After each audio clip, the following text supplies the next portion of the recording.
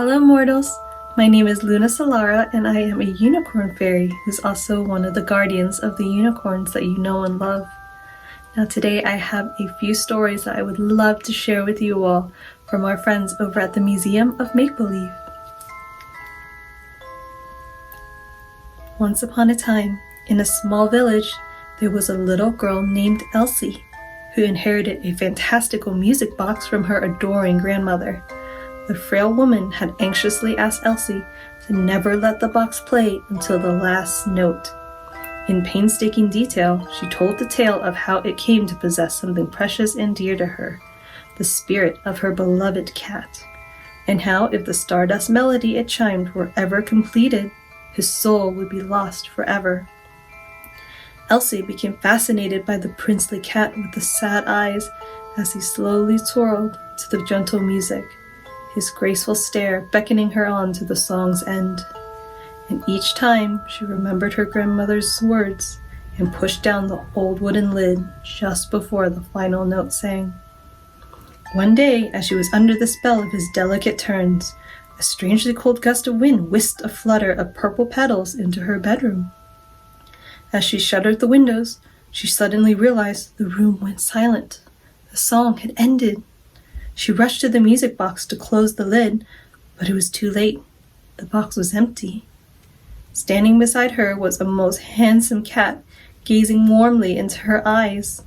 Carefully setting a bouquet of violet flowers at her feet, he turned and walked out into the dusk of twilight time.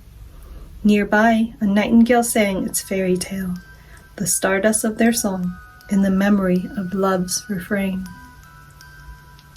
Now I love this second story because it's about something sweet. Once upon a time, in a small and dusty frontier town, there lived a little girl named Flora. A misfit with fiery red hair, she would spend her days fantasizing about faraway lands filled with brilliantly colored flowers and trees. Pointing to the sky, she would often call out to any passerby, "Touch blue and make your wish come true." The townspeople scolded her for daydreaming so much, but Flora never stopped searching for dandelions to wish upon. One day, a strange wind whistled down the boardwalk as she heard a faint voice singing.